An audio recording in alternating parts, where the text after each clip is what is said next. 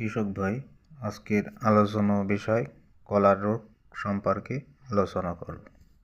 কলা গাছে সাধারণত 4 ধরনের রোগ দেখা যায়: কলার সিকাটোকা রোগ, কলার অ্যানথ্রাকনোজ এবং কলার বানচি টপ ভাইরাস এবং কলার পানামা রোগ। সাধারণত বেশিরভাগ ক্ষেত্রে কলার সিকাটোকা রোগটা বেশি আক্রমণ দেখা যায়।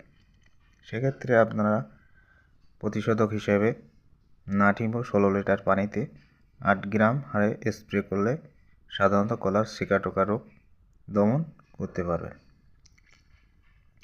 এছাড়াও কলার অ্যানথ্রাকনোজ রোগ লাগে, সেক্ষেত্রেও আপনারা 16 লিটার পানিতে 8 গ্রাম নাটিভো কলা গাছে স্প্রে দিলে কলার অ্যানথ্রাকনোজ থেকে মুক্তি পাবেন। কৃষক ভাই, আর একটা সমস্যা হয়, কলার পানামা রোগ লাগে। পানামা রোগটা প্রথমত পুরাতন পাতার কিনারা হলুদ হয়ে যায়, পরে কচি পাতা হলুদ রং ধারণ করে, তারপর আস্তে আস্তে মধ্য শিরার দিকে অগ্রসর হয়।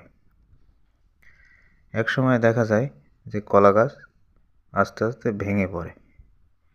সেই সময় আপনারা কলা গাছ যদি কাটেন, দেখতে পাবেন ভেতরে মনে হবে যেন পোকায় কালো দাগ করছে, যেটাকে আপনারা জুয়া লাগা হিসাবে বলে থাকেন।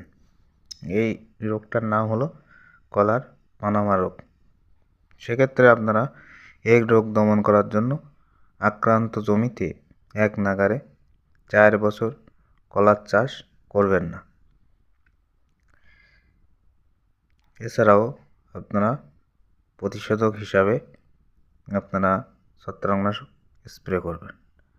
আর একটা সমস্যা হয় কলার বানচি টপ ভাইরাস, যেটা হলো আপনার থ্রিপ্স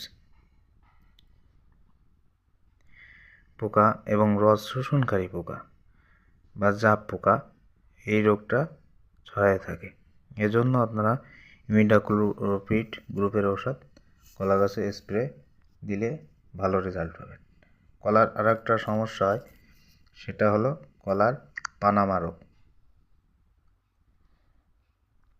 কৃষক ভাই, কলা গাছে আর একটা সমস্যা, সেটা হলো কলায় বিটল পোকা লাগে। সেক্ষেত্রে আপনারা স্লোভন প্রতি লিটার পানিতে 1 মিলি হারে স্প্রে দিলে খুবই ভালো রেজাল্ট পাবেন। কলার রোগ সম্পর্কে আজকে আমরা এই পর্যন্ত আলোচনা করলাম।